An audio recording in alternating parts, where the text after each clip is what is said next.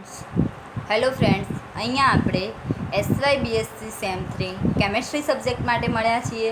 તમારે SYBSc same 3માં 302માં unit બીજો amino acid અને પેપ્ટાઇડ્સ વિશેની માહિતી ચાલુ હતી. તો ત્યાં તમે એમિનો એસિડ એટલે શું, એમિનો એસિડનું બંધારણ, એના નામકરણ, એનું વર્ગીકરણ, એની દ્વિધ્રુવીય આયનિક બંધારણ, એનો આઇસોઇલેક્ટ્રિક બિંદુ, એની રાસાયણિક પ્રક્રિયાઓ અને એની બનાવટ વિશેની માહિતી મેળવી હતી. અને એમિનો એસિડના ભૌતિક ગુણધર્મ વિશેની માહિતી મેળવી હતી. તો હવે અહીંયા લેક્ચર 11માં એ વસ્તુ તમે 1 થી 10 લેક્ચરમાં ભણી ચૂક્યા છો. તો અહીંયા લેક્ચર 11માં એમિનો એસિડ પૂરું થઈ ગયું, પણ એની સાથે એન્ડ પેપ્ટાઇડ્સ કીધું છે. પેપ્ટાઇડ્સ કોને કહેશું? તો કે પ્રોટીનનો એક સમૂહ જે પોલીએમાઇડ અથવા તો એને પેપ્ટાઇડ્સ અથવા તો પ્રોટીન તરીકે પણ ઓળખી શકાય છે. જે પ્રોટીન એ શાનો બનેલો છે? તો કે આલ્ફા એમિનો એસિડના મોનોમરનો બનેલો છે. તો મોનોમર એટલે શું? તો કે એક જ બંધારણ ધરાવતા હોય, એક જ પ્રકારના અણુને, એટલે કે બધા જ અણુઓની રચના કેવી હોય, એનું બંધારણ કેવું હોય, એક જ જેવું હોય, એને આપણે મોનોમર તરીકે ઓળખી શકાય. પરંતુ અહીંયા તમારે પેપ્ટાઇડ્સ વિશેની માહિતી મેળવવાની છે. તો કે સૌપ્રથમ તો તમને એવો ક્વેશ્ચન થશે કે પેપ્ટાઇડ્સ કોને કહેવાય? તો કે એમિનો એસિડના એટલે કે એક પ્રકારના મોનોમર ભેગા થઈ અને લાંબી શૃંખલા બનાવે એને આપણે પોલિમર કહેવામાં આવે. પણ જો એ મોનોમરમાં આપણે શેના વિશેની વ્યાખ્યા જોઈએ છે? પેપ્ટાઇડ્સ અથવા તો પ્રોટીન એટલે કે આલ્ફા એમિનો એસિડ ભેગા મળી અને એક શું કરશે? લાંબી શૃંખલા તૈયાર કરે, એને આપણે પ્રોટીન અથવા તો પેપ્ટાઇડ્સ તરીકે ઓળખી શકાય. હવે આ આલ્ફા એમિનો એસિડ શું કરશે? 2 આલ્ફા એમિનો એસિડ ભેગા થઈ અને ત્યાંથી પાણીનો અણુ શું કરે? દૂર કરવામાં આવે, એટલે કે નિર્જળીકરણ કરે છે. અને એ તમે કીધું હતું કે પેપ્ટાઇડ્સ બંધથી જોડાયેલા હોય છે, એટલે કે CONH બંધથી જોડાયેલા હોય છે. તો સૌપ્રથમ અહીંયા આપણે કે એમિનો એસિડ એન્ડ પેપ્ટાઇડ્સ 302માં જે બીજો યુનિટ ચાલુ કર્યો હતો મેં, એ તમારા 1 થી 10 લેક્ચર સુધીમાં એમિનો એસિડ વિશેની તમને માહિતી આપી દીધી હતી. હવે અહીંયા 11મું લેક્ચર છે આજે, તો એના વિશે આપણે પેપ્ટાઇડ્સ શું છે એનો થોડાક બેઝિક પોઈન્ટ જોઈ લઈએ, એટલે કે સિલેબસની વાત કરી લઈએ. પછી એક ટૉપિકમાં આપણે એની માહિતી આગળ મેળવતા જઈશું. તો સૌપ્રથમ પહેલાં કે એનું સિલેબસમાં પેપ્ટાઇડ્સ બંધની ભૂમિતિ, કઈ રીતે પેપ્ટાઇડ્સ બંધ ગોઠવાયેલા હશે, એ પેપ્ટાઇડ્સનું સંશ્લેષણ એટલે કે એની બનાવટ, રાસાયણિક બનાવટ, ભૌમિતિક બનાવટ, જે આપણે એના બનાવટ વિશેની વાત કરવાની છે. પેપ્ટાઇડ્સનું બંધારણ નક્કી કરવું, એનું બંધારણ કઈ રીતે નક્કી કરવામાં આવશે? કેમ કે આપણે અહીંયા આલ્ફા એમિનો એસિડ લીધા છે. હવે જે તમે આલ્ફા એમિનો એસિડ લીધા, એ એમિનો એસિડમાં આપણે શું કીધું હતું કે આલ્ફા એમિનો એસિડમાં 2 ક્રિયાશીલ સમૂહ હોય. તો કે એક NH2 ક્રિયાશીલ સમૂહ, એમાઇન ક્રિયાશીલ સમૂહ, અને બીજો COOH ક્રિયાશીલ સમૂહ, એટલે કે કાર્બોક્સિલિક એસિડ ક્રિયાશીલ સમૂહ. હવે અહીંયા 2 પ્રકારના ક્રિયાશીલ સમૂહ હાજર હોય, તો એની માટે આપણે કઈ રીતે એમાં એનું પૃથ્થકરણ થઈ શકે? એટલે કે જુઓ છેલ્લા 2 પોઈન્ટમાં N અંતિમ એસિડ સમૂહનું પૃથ્થકરણ, એટલે કે એમિનો એસિડમાં લાસ્ટમાં NH2 એટલે કે ડાબી બાજુ કાં તો જમણી બાજુ NH2 હોય તો એનું પૃથ્થકરણ કે એ NH2 પરમાણુ સાથે જ્યારે બીજા કોઈ એમિનો એસિડ જોડાય તો એ કઈ રીતે પ્રક્રિયા કરશે, અથવા તો એને મેળવવા માટે આપણે એની ભૌમિતિક પ્રક્રિયાઓ એની રાસાયણિક પ્રક્રિયાઓ વિશેની માહિતી મેળવવાની છે. 2 પ્રકારના ક્રિયાશીલ સમૂહ હતા. N આવે એટલે કે એમાઇન ક્રિયાશીલ સમૂહ લાસ્ટમાં હશે, અને C અંતિમ એસિડ સમૂહનું પૃથ્થકરણ એટલે કે COOH એસિડિક ક્રિયાશીલ સમૂહ એ લાસ્ટમાં હશે. તો એના વિશેની પણ આપણે શું કરવાની છે? અહીંયા માહિતી મેળવવાની છે. તો સૌપ્રથમ આપણે પેપ્ટાઇડ્સ બંધનની ભૂમિતિ એટલે કે એ બંધ લંબાઈ એની એંગસ્ટ્રોમ લંબાઈ કેટલી હશે. જેમ કે એમાઇન સમૂહ હોય એટલે કે NH2 એ એન પાછો કાર્બન પરમાણુ જોડે જોડાયેલો હોય તો એમની વચ્ચેની બંધ લંબાઈ કેટલી છે એના વિશેની આપણે માહિતી મેળવવાની છે.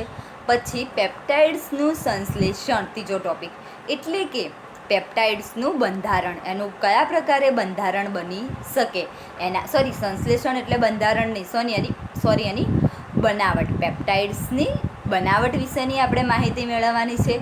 પછી એનું બંધારણ નક્કી કરવું કે કઈ રીતે જોડાયેલા હશે, કેમ કે પેપ્ટાઇડ્સ છે એટલે કે ત્યાંથી આલ્ફા એમિનો એસિડમાંથી પાણીનો અણુ દૂર કરીને અલગ અલગ મોનોમર ભેગા થઈ અને એક પેપ્ટાઇડ્સની રચના કરશે, અથવા તો એને પોલીએમાઇડ તરીકે પણ ઓળખી શકાય અથવા તો એને પ્રોટીન તરીકે પણ ઓળખી શકાય.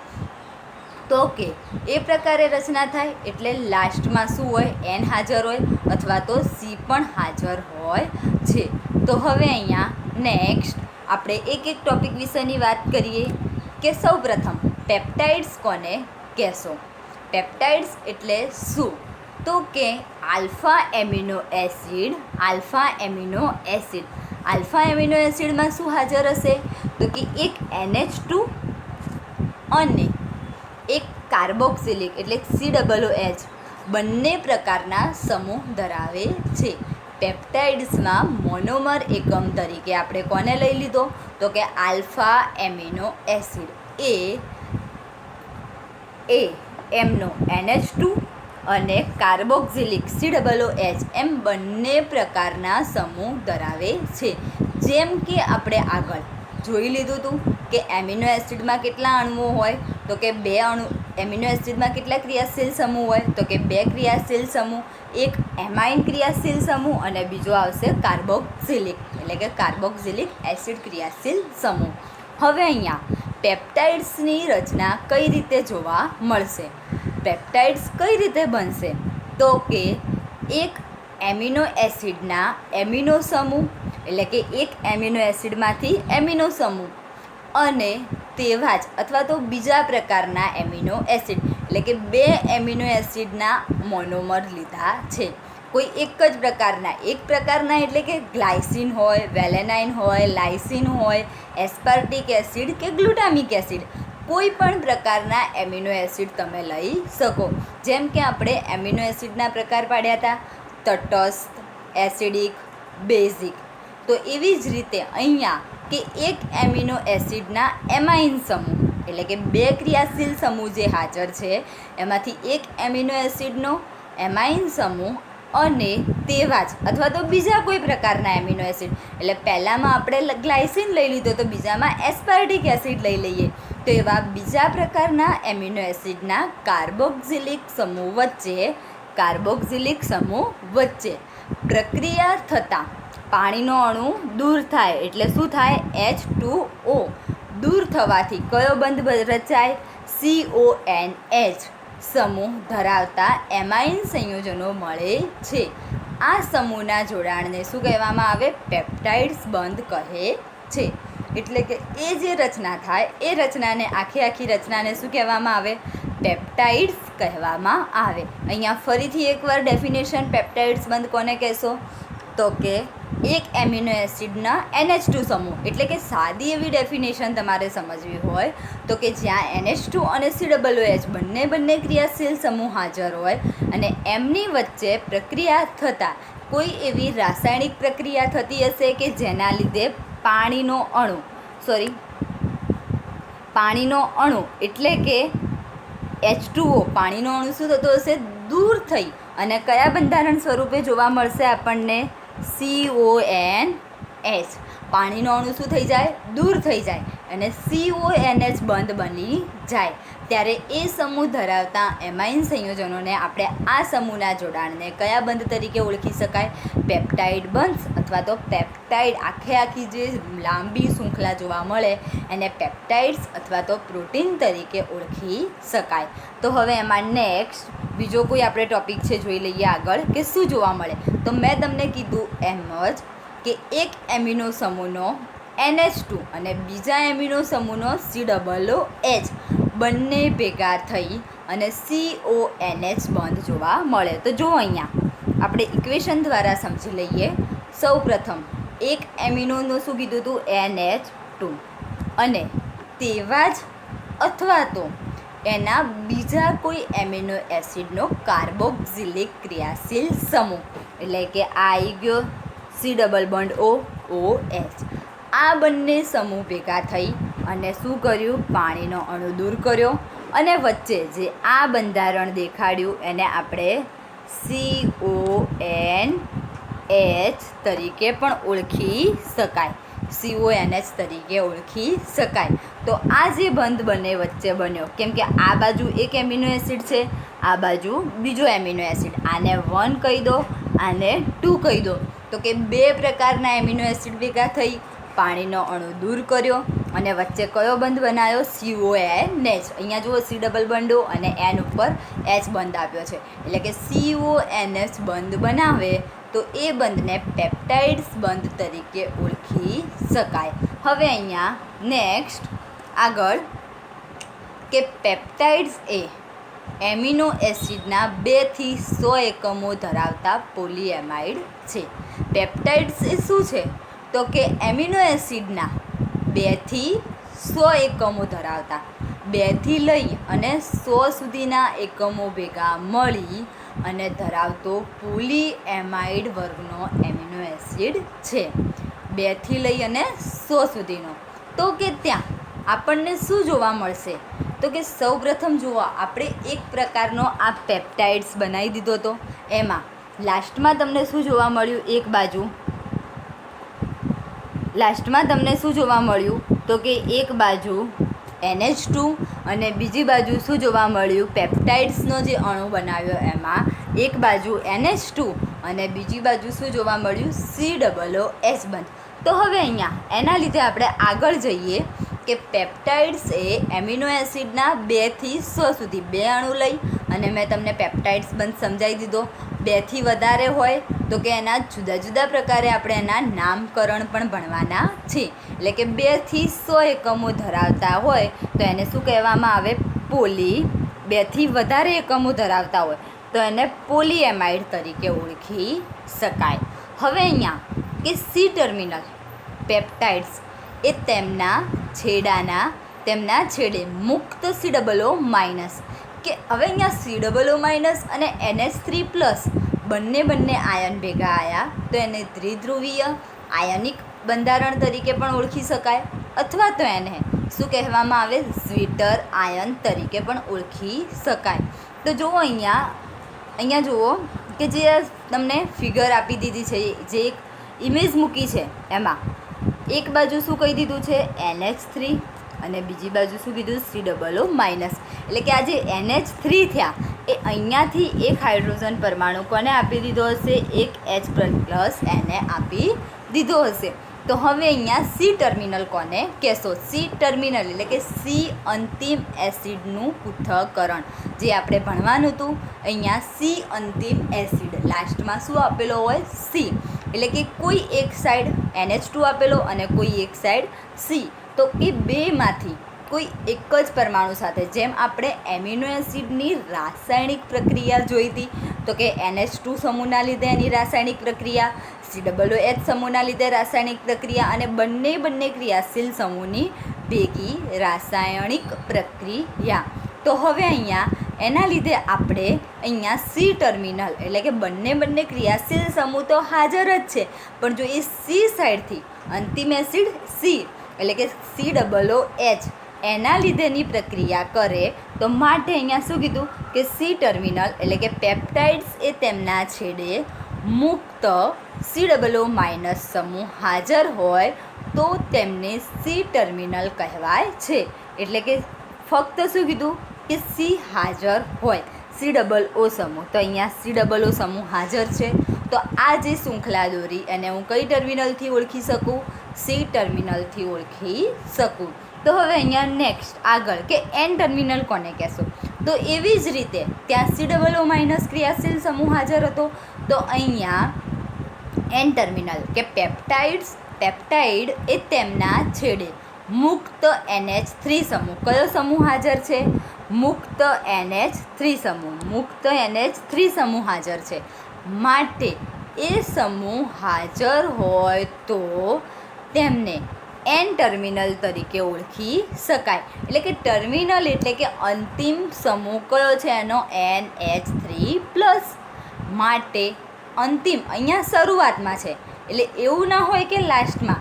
આપણે આ બાજુથી શૃંખલા જમણી બાજુથી કરીએ તો NH2 લાસ્ટમાં કહેવાય, અને જો ડાબી બાજુથી શરૂઆત ગણીએ તો લાસ્ટમાં શું હોય? COO-.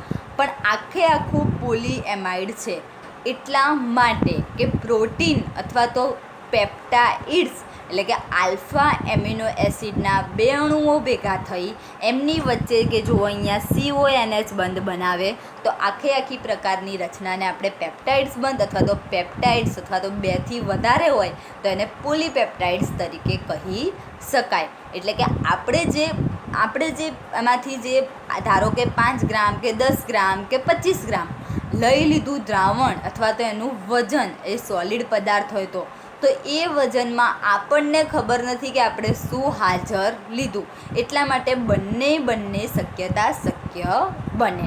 હવે અહીંયા એન ટર્મિનોલોજી કે લાસ્ટમાં NH3+ એમાઇન ક્રિયાશીલ સમૂહ કેવો છે? હાજર છે. માટે એ ટર્મિનલને એટલે કે એ આખા બંધારણને N અંતિમ એસિડ N તરીકે સ્વીકારવામાં આવે છે. હવે અહીંયા નેક્સ્ટ આગળ એક બીજો ટોપિક એમાં કે તમને પેપ્ટાઇડ્સ કીધું તો પેપ્ટાઇડ્સ એ એના સંખ્યાના આધારે, કેમ કે અહીંયા પેપ્ટાઇડ્સ એ શાનો બનેલો છે? તો કે આલ્ફા એમિનો એસિડ એટલે કે એમિનો એસિડના બંધારણનો બનેલો છે.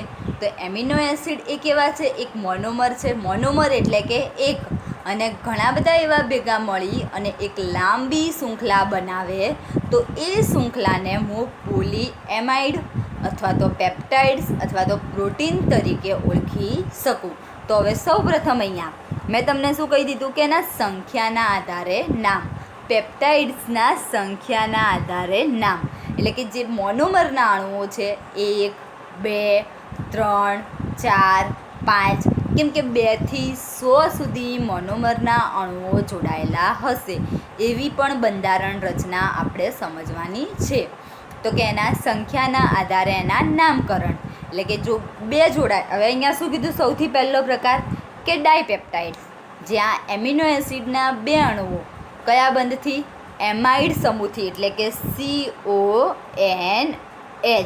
કયા સમૂહથી? એમાઇડ એટલે કે CONH સમૂહથી જોડાયેલા હોય તો તેમને ડાયપેપ્ટાઇડ કહે છે.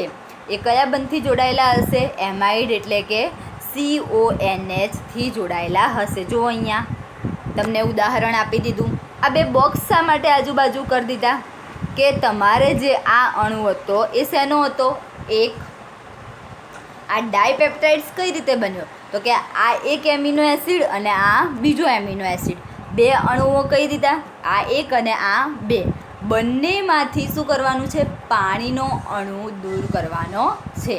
એટલે કે પાણીનો અણુ દૂર થાય ત્યારે આપણને પોલીપેપ્ટાઇડ્સ એટલે કે પોલીએમાઇડ્સ બંધ જોવા મળે. જે શેના તરીકે જોવા મળે? CONH તરીકે પેપ્ટાઇડ્સ બંધ અથવા તો એમાઇડ સમૂહથી જોડાયેલો હોય છે. માટે એને આપણે શું કહી દેવામાં આવે? ડાયપેપ્ટાઇડ તરીકે ઓળખી શકાય. હવે અહીંયા એનો બીજો પ્રકાર કે ડાયપેપ્ટાઇડ્સ પછી શું? તો કે જ્યાં શું કીધું? કે ટ્રાયપેપ્ટાઇડ્સ. ટ્રાયપેપ્ટાઇડ્સ એટલે શું? ડાય, ટ્રાય, ટેટ્રા, પેન્ટા, હેક્સા, હેપ્ટા, ઓક્ટા, આ બધા શું છે? તો કે ડાય હોય, મોનો હોય એટલે એક, ડાય હોય ત્યારે એના 2 અણુઓ, ટ્રાય હોય ત્યારે એના 3 અણુઓ. એક જ પ્રકારના જે સમૂહો અથવા તો જે બંધારણ જોડાયેલા હશે એના કેટલા અણુઓ લેવામાં આવે? 3 અણુઓ. ડાય હોય ત્યારે, ટ્રાય હોય ત્યારે, ટેટ્રા હોય એટલે 4, પેન્ટા હોય તો 5, હેક્સા હોય તો 6, હેપ્ટા હોય તો 7, ઓક્ટા હોય તો 8. એવી જ રીતે ડેકા હોય તો કે 10. એટલે કે જુદા જુદા પ્રકારના જે અણુઓ જોડાય એના આધારે એના નામ કેવા આપવામાં આવ્યા? જુદા જુદા. જો અહીંયા તમે ડેફિનેશન ના સમજો તો પણ તમને અહીંયા ડાયપેપ્ટાઇડ્સ કીધું છે. તો કે કઈ રીતે કે ડાય નહીં ટ્રાયપેપ્ટાઇડ્સ. તો કે 1, 2 અને 3 શું આવેલું છે? 3 એમિનો એસિડના અણુઓ આવી ગયા. આ એક બોક્સ કર્યું, બીજું અને ત્રીજું. બંનેની વચ્ચે શું કર્યું? CONH બંધ જોવા મળ્યો. અને લાસ્ટમાં NH2 અને COO-. આખી કોઈ પણ લાંબી એવી મોટી શૃંખલા લઈ લો, તમને લાસ્ટમાં NH3+ અને CO- જોવા મળશે. અને મધ્યમાં તમને CONH બંધથી જોડાયેલા હશે. તો હવે અહીંયા આપણે એને ડેફિનેશનથી સમજી લઈએ કે ટ્રાયપેપ્ટાઇડ્સ કોને કહેવાય, કે જ્યાં એમિનો એસિડના કેટલા અણુઓ? 3 અણુઓ. એમિનો એસિડના કેટલા અણુઓ? કે 3 અણુઓ. તો કે 1, 2 અને 3 અણુઓ. એમાં 2 એમાઇડ બંધથી જોડાયેલા હોય તો તેમને ટ્રાયપેપ્ટાઇડ્સ કહે છે. એમિનો એસિડના 3 અણુ તો ખરા, પણ એમાંથી 2 એના બંને વચ્ચેની ત્રણેય વચ્ચેનું જે જોડાણ છે એ જોડાણ કયા બંધથી બને? તો કે એમાઇડ એટલે કે CONH. આ થઈ ગયો CONH. 2 પ્રકારના હોય, કેમ કે 2 બંધારણ જોડીએ ત્યારે આપણને એક બંધ જોવા મળે. તો એવી જ રીતે 2 બંધારણ લઈએ તો 3 બંધારણ લઈએ તો કેટલા બંધ જોવા મળે? 2 બંધ જોવા મળે. અહીંયા જુઓ NH3+ અને COO-. હવે અહીંયા સૌપ્રથમ એને શું લીધો છે? સૌપ્રથમ કયા પ્રકારનો એને એમાઇડ લીધા? તો કે જુઓ અહીંયા NH2CH2 છે. પહેલા બંધારણમાં NH2CH2 C ડબલ બોન્ડો. આ મધ્યમાં શું આવ્યો? CH2. એટલે કે CH તો હોય જ છે, પણ એક H એટલે કે આખી R આલ્કેન શ્રેણી જે છે એની જગ્યાએ અહીંયા ફક્ત એક શું છે? હાઇડ્રોજન છે. બીજામાં CH3 એટલે કે એલેનાઇન. ત્રીજામાં CH2C6H5 ફિનાઇલ એલેનાઇન. આ બધા જે નામ હું બોલું છું એ મેં તમને લેક્ચર 2માં પણ કહી દીધા એના વર્ગીકરણના આધારે, અથવા તો લેક્ચર 3માં એના આઇસોઇલેક્ટ્રિક બિંદુના પોઈન્ટ વિશેની પણ તમને થોડી ઘણી માહિતી આપી. લેક્ચર 2 ની લેક્ચર 4માં. લેક્ચર 2 અને લેક્ચર 4માં તમને દરેક એમિનો એસિડના નામ કહી દીધા છે. અહીંયા એનો ઉપયોગ કરી એમાંથી પાણીનો અણુ દૂર કરી, જે 2 ક્રિયાશીલ સમૂહ હાજર છે પાણીનો અણુ દૂર કરી અને CONH બંધ બનાવી અને આપણને એના એમાઇડ બતાવશે. એટલે કે ટ્રાયપેપ્ટાઇડ્સ બનાવવા માટે એને શું કરી દીધું? 3 જુદા જુદા એમિનો એસિડનો ઉપયોગ કર્યો. ડાયપેપ્ટાઇડ્સ બનાવવા માટે એને કયા એમિનો એસિડનો ઉપયોગ કર્યો હતો? તો કે જુઓ ડાયપેપ્ટાઇડ્સ બનાવવા માટે અહીંયા CH2 જ છે મધ્યમાં. આ CH2 આવે એટલે કે ગ્લાયસિન. 2 ગ્લાયસિનના અણુઓ ભેગા થઈ અને એને શું બનાવી દીધું? ડાયપેપ્ટાઇડ્સનો અણુ બનાવી દીધો. હવે અહીંયા નેક્સ્ટ આગળ ડાયપેપ્ટાઇડ્સ, ટ્રાયપેપ્ટાઇડ્સ પૂરું થઈ ગયું. તો હવે એના વિશે થોડીક માહિતી લઈએ કે જો 10 કે તેથી વધુ એમિનો એસિડના અણુઓ જોડાય તો તેને પોલીપેપ્ટાઇડ કહે છે. 10થી વધારે, જેમ કે આપણે અહીંયા આ 3 અણુઓ લીધા એની જગ્યાએ ત્યાં કેવા હશે? 3થી વધારે. તો કે 10 જેવા જુદા જુદા 10 પ્રકારના એમિનો એસિડ, તો ત્યાં કેટલા બંધ જોવા મળે? 9 એમાઇડ બંધ જોવા મળે. કે 10 કે તેથી વધુ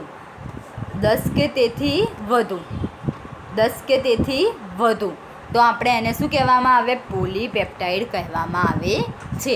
તો કે હવે પોલીપેપ્ટાઇડને પ્રોટીન કઈ રીતે? તો કે સામાન્ય રીતે 100 કરતાં કેવા? વધારે એમિનો એસિડ.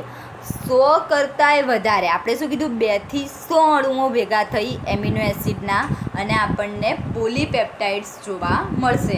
તો કે જ્યારે પ્રોટીન આવે ત્યારે 100 કરતાંય વધારે એમિનો એસિડ ભેગા મળી અને પોલીપેપ્ટાઇડ્સ પ્રોટીન તરીકે વર્તે છે.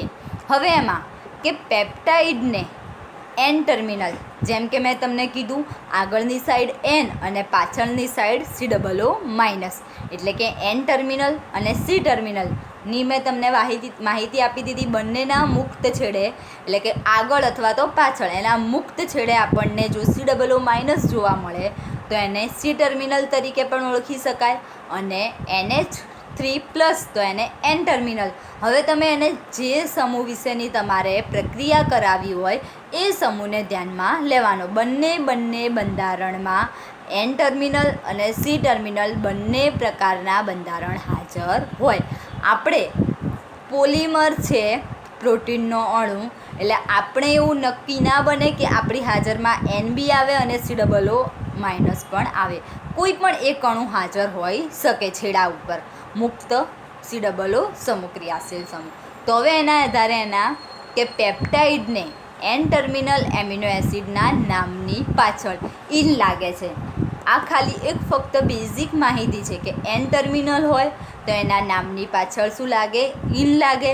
અને પેપ્ટાઇડને C ટર્મિનલ એમિનો એસિડના નામની પાછળ કયો પ્રત્યય લાગે? યલ પ્રત્યય લાગે છે. આ હતી એક એની બેઝિક ડેફિનેશન. હવે અહીંયા મારે તમને હજુ એક બંધારણ સમજાવવાનું છે કે પોલીપેપ્ટાઇડ્સ.